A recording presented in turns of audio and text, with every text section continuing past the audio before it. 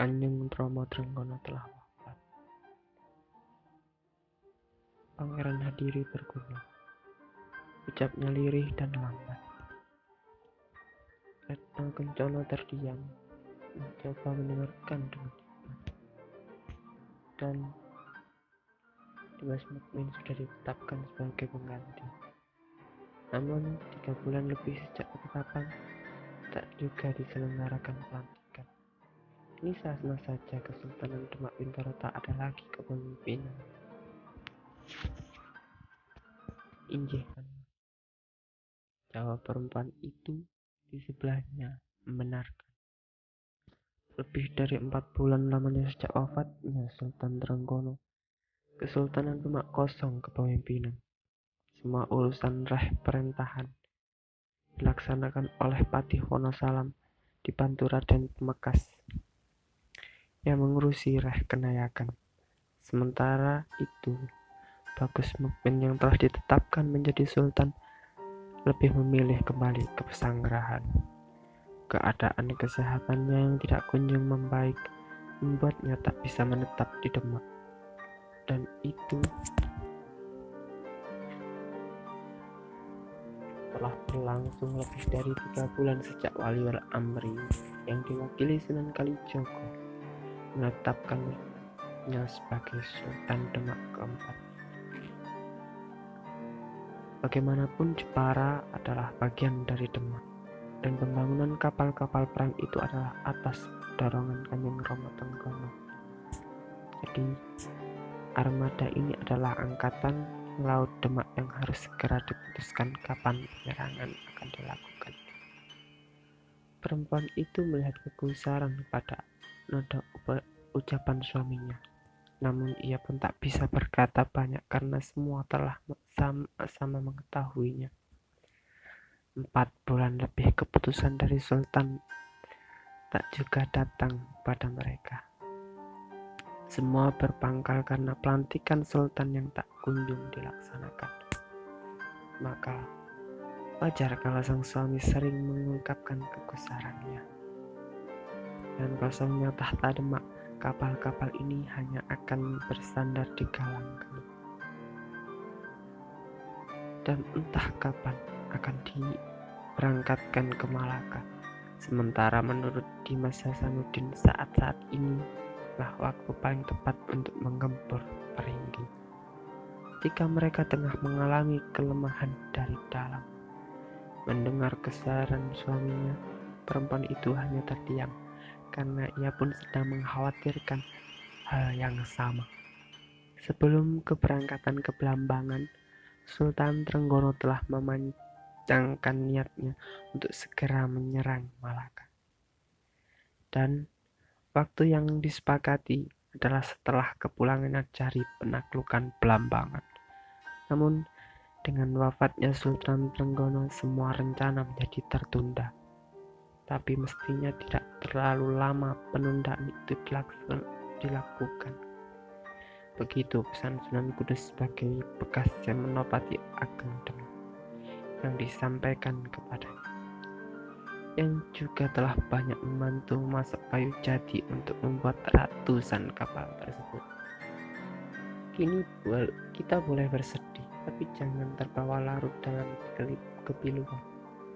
Sebagai penghormatan kepada Dimas Sultan, kita sepakat menunda penyerangan. Tapi tidak sampai tahun depan. Kita harus segera berangkat ke Malaka. Demikian pendapat Sunan Gunung Jati melengkapi pesan yang diterima dari Sunan Kudus sebelumnya.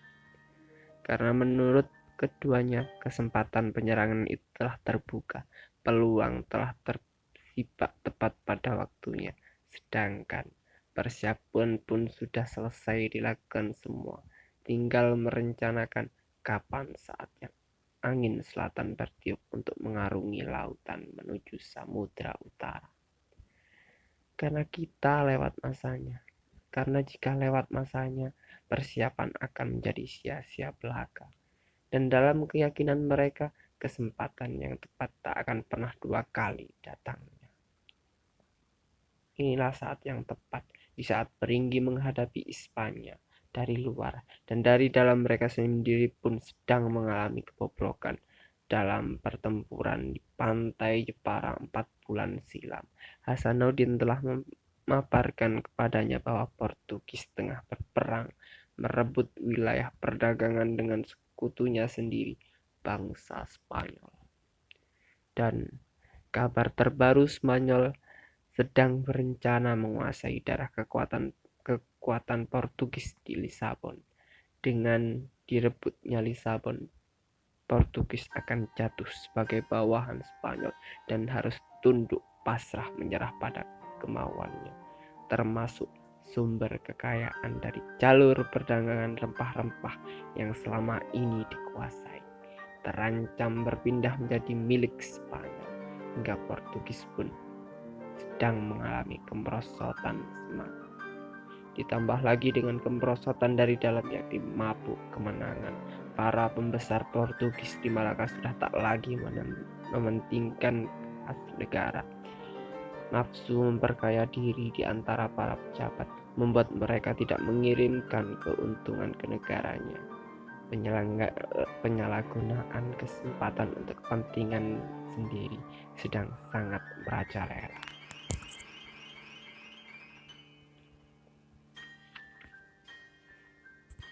Apalagi ditambah masa jabatan yang pendek, makin mendorong mereka untuk secepatnya mencari keuntungan sebanyak-banyaknya dan tak mementingkan lagi rencana yang harus dikerjakan.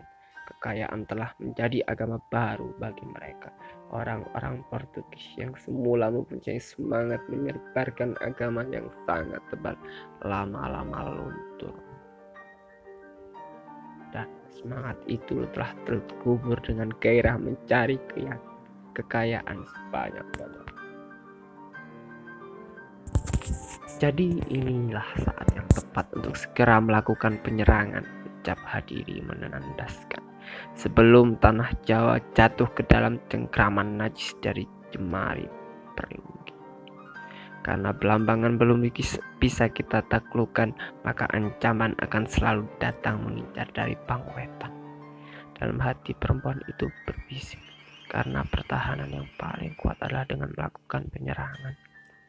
Ia menangkap kekesalan yang sangat menggurat di wajah suaminya, terlihat dari tatapannya yang menerawang, tapi entah apa yang dipandangnya. Perempuan itu hanya melihat Hadiri tengah menjalankan pandangnya ke arah depan pendopo kadipaten pada pelataran yang lapang dengan hamparan tebal yang hijau membentang yang dikelilingi. Di sekelilingnya tertata batuan putih terserak rapi. Sempat ia tiap pagi berjalan di atasnya untuk melepaskan kaki, sementara di pinggirnya bunga-bunga indah beraneka rupa tengah semerbak mekar dalam aneka warna. Ia sangat menikmatinya tiap sore tiba, sembali mencuri pandang pada Paramban yang tengah menyiram bunga sambil bersenandung sekar pucung yang ceria. Apa yang kali Jojo dan juga Dimas itu tak pernah memikirkan hal itu.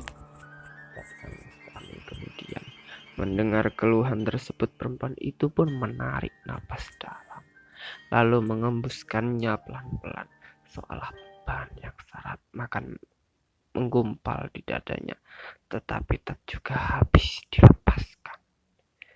Sembali merenung, ia layangkan pandang ke arah depan, tepat di pelataran pendopo yang lapang, mengikuti pandangan sang suami yang juga tengah menerawang.